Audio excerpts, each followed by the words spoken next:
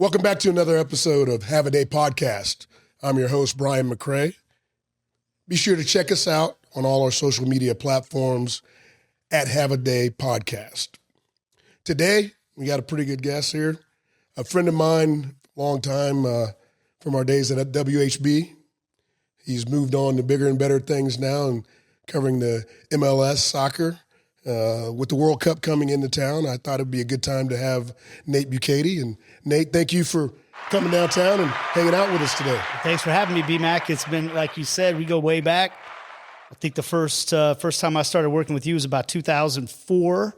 So it's crazy to think that was 21 years ago. We went covered spring training. We with have the gray Kansas hair City now Royals and together. gray beards. Yeah. No doubt, no doubt. It's good seeing you, man. Thanks for having me. It's good to be seen. So, Nate, you go from doing baseball commentary. You're on the radio with Steven St. John doing a morning show. You're freelancing and doing a little bit of everything. And then you finally, when did it finally hit that you said, you know, I can't do everything, and I have a good gig or good opportunity with MLS to do this? Why did change and what prompted everything? Man, it's one of those things where it wasn't like there was just one moment in time, right? 2006, I was traveling with the Kansas City Royals, and the World Cup was in Germany that year. And at that point in my life, I had been kind of a casual soccer fan. I liked it. Anytime the World Cup was on, I enjoyed it. But something about that World Cup, and some of it was probably the work schedule. You know, with baseball, you don't go to work till 3 o'clock in the afternoon. And the games were in Germany, so they were all in the morning. I started watching all those World Cup matches, and I got hooked. And it became my favorite sport. So I started talking about soccer all the time on the morning show with Steven. And the people from Sporting Kansas City in 2015 came to me and asked me if I would be interested in being their play-by-play announcer. And that was a big leap of faith decision at the time, but I decided to make it, and I did that job for 8 years in addition to doing the morning show with Steven. And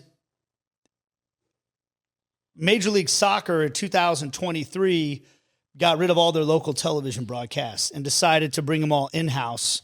And that's when they signed their deal with MLS on Apple TV. And so they got rid of all the local broadcasts. And so I had a choice of either sticking with Sporting Kansas City and doing radio, or I got offered a gig with Major League Soccer, which meant now all of a sudden, you know, when I was doing MLS or the Sporting Kansas City games, half of my games were home games. Right.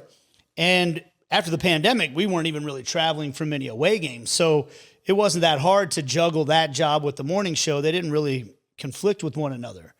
Once I started traveling all the time for Major League Soccer, because once you start doing it for the league, you don't have any home games, right? You might get a sporting game every once in a while, but I was traveling all over the country.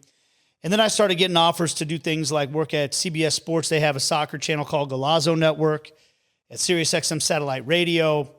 All of a sudden, it was getting to the point where doing 20 hours of morning talk show radio every week I just couldn't do it physically. And I didn't want to let Steven down. I didn't want to let the radio station down. So luckily, the Sports Radio 810 has been incredibly cool to me, and they've let me stay around as a part-time employee and a contributor. The week of Christmas, I've been filling in for Steven because he's on vacation. I show up a couple times a week. But that allows me to have the bandwidth to be prepared for all the soccer. As you can tell, there's a lot of soccer I still need to learn with the history. But it's such a global game, and there's so many leagues to follow and so many players to know. It takes a lot of time to prep, and then you're doing things internationally now too. Yeah, you're not just doing Major League Soccer. No, I'm covering all the leagues, and you kind of have to know about all of it, men's and women's. You know, and so. That's kind of how it evolved, and that's where I'm at right now. And you never know how long any of it'll last, so I'm just trying to make the most of it while I can. You know. So you're from here, you're local, from the dot. Yeah, KCK, Bishop Warb High School. Yeah. Go to KU. Yep. After KU, your first gig is in Moberly, Missouri. What are you thinking when you graduate and you're applying for these jobs, and this is what you end up getting? Well, it's funny because we're we're here. I don't know if people know where we're doing this, but we're downtown. And I was telling you before we started this that my first apartment that when I lived in Kansas City was in the city market, 5th and Delaware.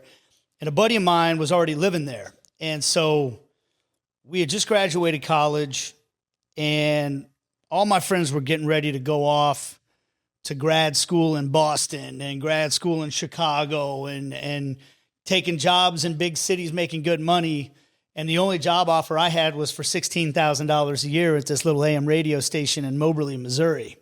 Town of about 15,000 people, I've been there. Yeah, 30 minutes north. You've been to Moberly. All yes, right, I have. You know it. The Magic City, as it says on the big water tower in town, and doing high school sports and DJing country music and all that. And I remember feeling stupid, like my friends were either going to go to cool grad schools or take jobs that paid good money and live in big cities. And I was going to a small town in the middle of nowhere in my mind with no idea how long I was going to be there, how it was going to pan out. I wasn't going to make any money. And I felt just like everybody else had something to brag about, which what they were going off to do. And we were sitting around in my buddy's apartment over here. And I said something like that, like I feel kind of stupid. And I'll never forget my brother-in-law said, "You're not going to feel stupid in 20 years from now when you're the next Bob Costas." And I'm not saying I'm the next Bob Costas, but if you had told that kid 20 years ago what I'd be doing now, I would have signed up for it in a minute, but it was definitely like a leap of faith at the time. Yeah, for sure. What now with the World Cup and being announced, what does that mean? Like when you got into this, you had no idea that the World Cup would be coming to Kansas City, or if Kansas City would make a bid for it, because all these other cities across the nation and across North America, you would think that probably would be ahead of Kansas City. Mm-hmm. When Kansas City finally got that announcement, how did that make you feel? It's hard to put into words because I played a part in the bid process. Now, I'm not going to say that it was a massive part. There were a lot of people that had a lot more to do with it than I did, right? But I was a part of it. You pushed it. Yeah, I feel like I was a person who really pushed for the sport of soccer in Kansas City on the radio, hosting the watch parties in the Power and Light District whenever the World Cup would come around. That was one of the big functions of the World Cup watch parties in 2019 for the Women's World Cup. Was we were really trying to get the message out to the world, through Fox. They brought cameras down to FIFA that, hey, this is a viable soccer market. There's passion for the sport in this town. And I was, I helped kind of organize those rallies. I've been writing a book over the past 8 months about this whole process.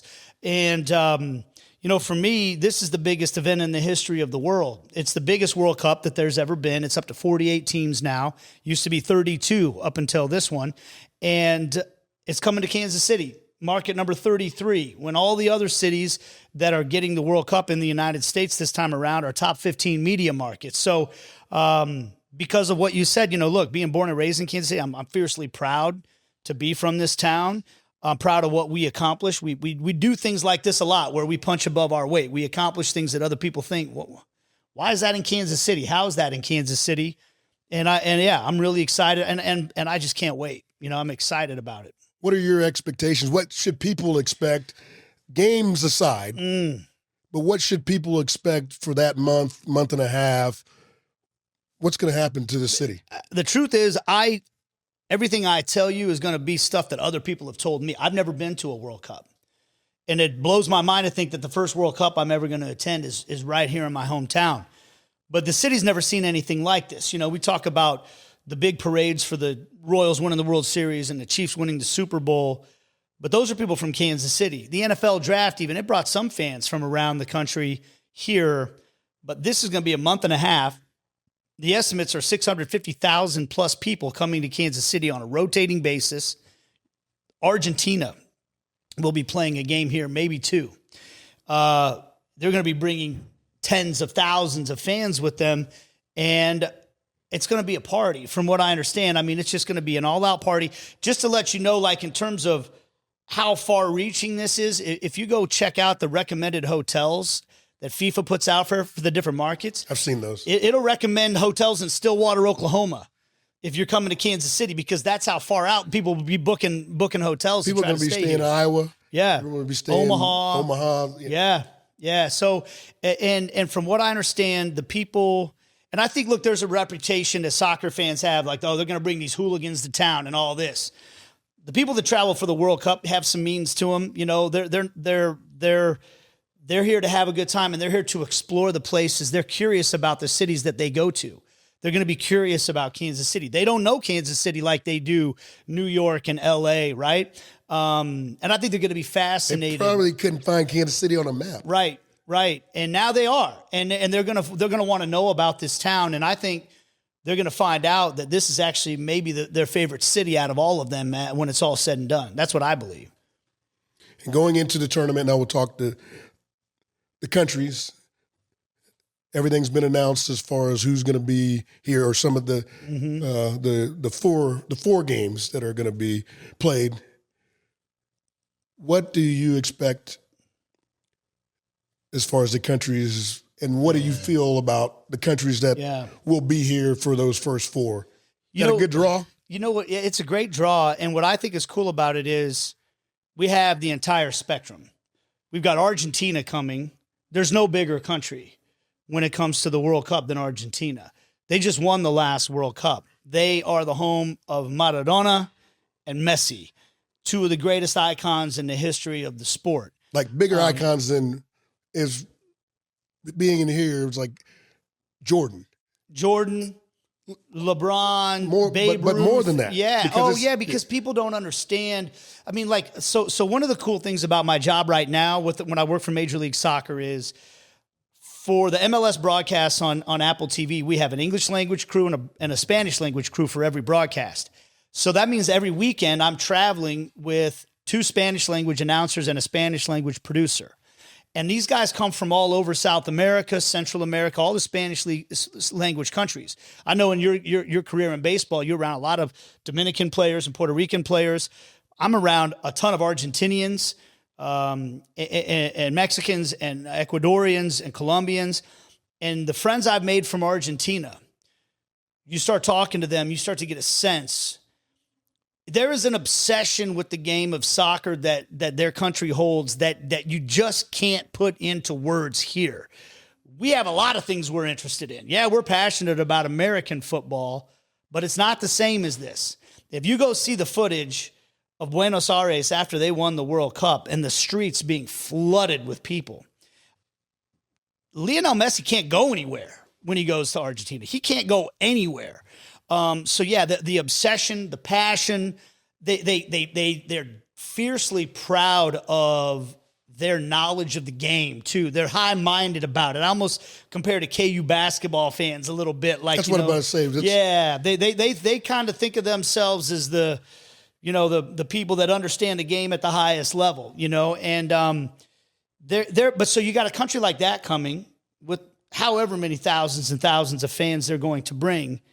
And then you've got Curacao, who's never made it to the World Cup before, an island nation in the Caribbean of 150,000 people. I don't know what they're going to bring, but the people that do live in Curacao, this is the biggest moment for them because they've never been to a World Cup before. Something's never happened. So you got the biggest country, you got the smallest country, you got everywhere in between. The Netherlands coming to Kansas City. The Netherlands have as good of a soccer culture. When I was trying to answer your trivia question, they're like the Buffalo Bills of the World Cup. They've been to the final 3 times, have never won it. Most of anybody that's ever been to the finals without winning.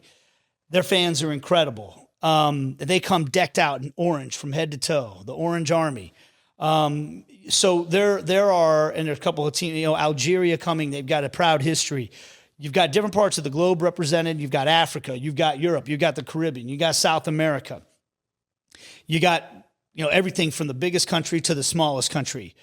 And here's the biggest thing, B-Mac. There's a quarterfinal here.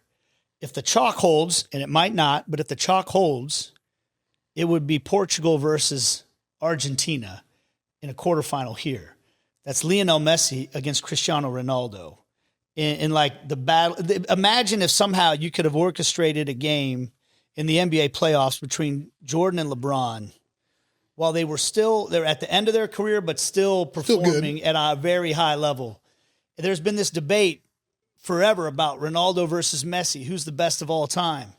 they could be settling that score at Arrowhead Stadium in Kansas City for the last time ever. So, I mean, that's what we've got. I mean, it's going to be amazing.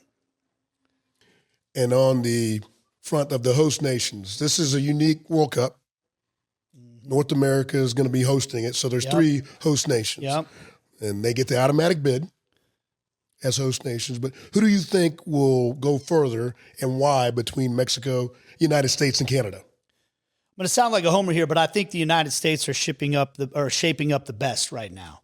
All 3 are in a very similar category in terms of, I think, where they fit into global football. Canada's got the biggest chance to surprise people, I think. They've got the best player on the continent, in my opinion, in Alphonso Davies. He's been hurt for a while. He's coming back from a long-term injury, and he's just now starting to play again. So if he is fit and ready to go, he'll be the most dynamic player between the United States, Canada, and Mexico that's involved in this. And they've got some good dynamic athletes in Canada. And Jesse Marsh, who's an American, is coaching their team, which is a whole different story.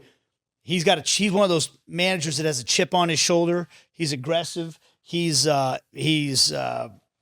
encourages that type of mentality out of his team. You know, his team usually takes on his personality. But I'll get back to the United States. I think the United States, all of a sudden, under Mauricio Pochettino, have started to develop some confidence. All of a sudden, they've got some good results in their last few matches.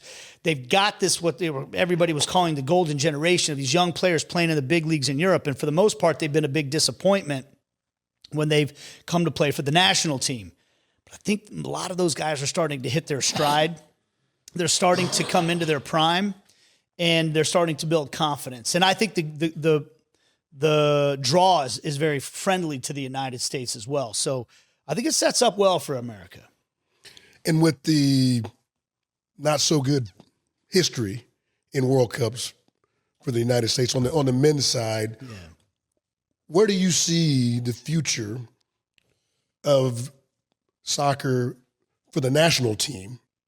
And what do they need to do to be thought about or talked about in the discussion of trying to get to the elite? Well, I think the first thing they need to do is have a good run in this World Cup. It's so important here because when you go to these other countries, B-Mac, where soccer rules the day, which is most of the rest of the world, these big countries in Europe, South America, the popularity of the sport of soccer has nothing to do with how well the national team plays. The excitement of the fan base, yeah. But if England goes and crashes out in the first round of this World Cup, they're still selling out every professional match in the English Premier League the following year. Everybody follows their club teams. Everybody, their sport is soccer regardless. In the United States, we're still trying to win people over in this game, right? We're still trying to convince much of Americans to just take the sport seriously and to believe that the United States and Major League Soccer are a serious factor in the world's game. MLS has gotten better and better and better. I think it's a top 10 league in the world, but there's a big difference between those top 5 and the next 5, right? I think that for most Americans, they'll believe that we're good at soccer when our national team shows that they're good at soccer. Does that make sense? So they need to go on in a backwards way. Yeah, if we start winning, and then people look around and go, "Oh wow, we're good at this. You know, we belong with the big boys." Then more people take interest in it. And so I think that a run for the United States men's national team is very, very important. And the group is set up in a way that they should be able to go on a bit of a run. They've got to at least make it to the knockout rounds. I think they need to make it to at least the round of 16. And if they do that, I think that, especially with it being on home soil, it's really going to capture a lot of the imagination of the fans in this country. Do you know what your duties will be? No. Working on things. Multiple media outlets that I work for, and they're all kind of finalizing their plans for the World Cup at this point. And I'm basically in the process of trying to make sure I position myself as well as possible for any and everything that comes my way.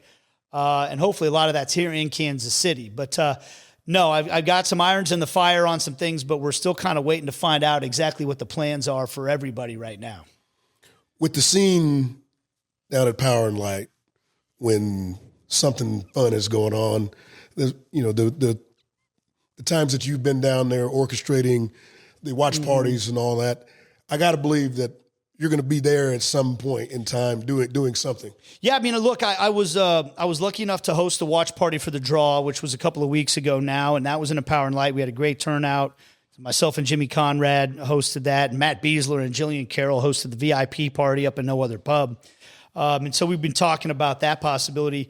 The other thing is the Fan Fest, and that's one of the things when you talk about what people should be prepared for. The big thing outside of the games themselves at Arrowhead is the Fan Fest, which will be going throughout the whole World Cup. Even when there's no game going on. Yeah, and the games from the other sites will be up on the video boards there and everything, and that's going to be on the lawn at the Liberty Memorial.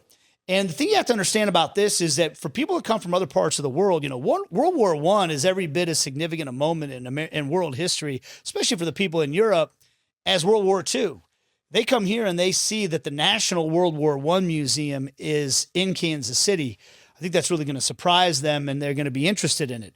But that's where and they're going to hold 25,000 plus people in that location. Put that in perspective of what we were able to do during the NFL draft. Yeah, but I don't remember how many people were there. I'd have to ask. That's a good question. I'm going to have to ask Kathy Nelson and those people about that. But to put it in perspective, the watch parties, like I hosted the 3 victorious watch parties for the Chiefs in the Power and Light, which was really fun. 8,000 people in the Power and Light district in that living room, and then they got to close it down, and because they can't let anybody else in. Think about how many people. You've been down there for the Big 12 championships and things like that. 8,000 people feels like a lot of people. This can be 25,000 people on the lawn every day at the World War I Museum. So that's going to be a lot of fun too. There's going to be activities. I'm going to be busy. Part of the challenge right now is figuring out what things to say yes to and what things to keep myself open for, because it's going to start filling up fast. One thing I will tell you is Matt Beasler and I are going to be doing a podcast every week starting in January called the Heart and Goal Podcast. And that's going to be all about the World Cup, but also what people in Kansas City need to know about the World Cup, the transportation plans, security plans, how businesses can get involved, all those types of things. So that's going to be starting here in the middle of January, and then we'll go from there. I sponsored Matt's Little League team.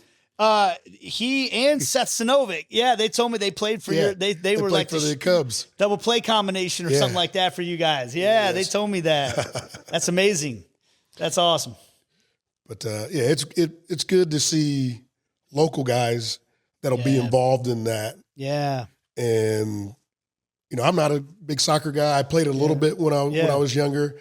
I understand the popularity of it, and I understand that you don't have to enjoy soccer or like soccer to get into it. Yeah. Because what this is going to do for the city and potentially what it can do long-term for this city pales in comparison to if you like it or not. Yeah. I just would say for me, the thing that's so exciting about it, one of the things that really drew me to soccer is the global nature of the sport. And what's going to happen is the world is going to come to Kansas City, and Kansas City is going to be introduced to the world, or the world's going to be introduced to Kansas City. The rest of the world is going to learn about Kansas City this summer. But we're also going to get the chance to learn about all these other countries, especially the ones that are here. So I think if you're a Kansas Cityan and you're wondering about this, how fun of an experience is that? To learn a little bit more about some cultures that are different from ours, and nations that have a passion for something that maybe we don't have as much. And the way they approach it, the way they approach the game, the way they approach the pregame, the parties, all these things.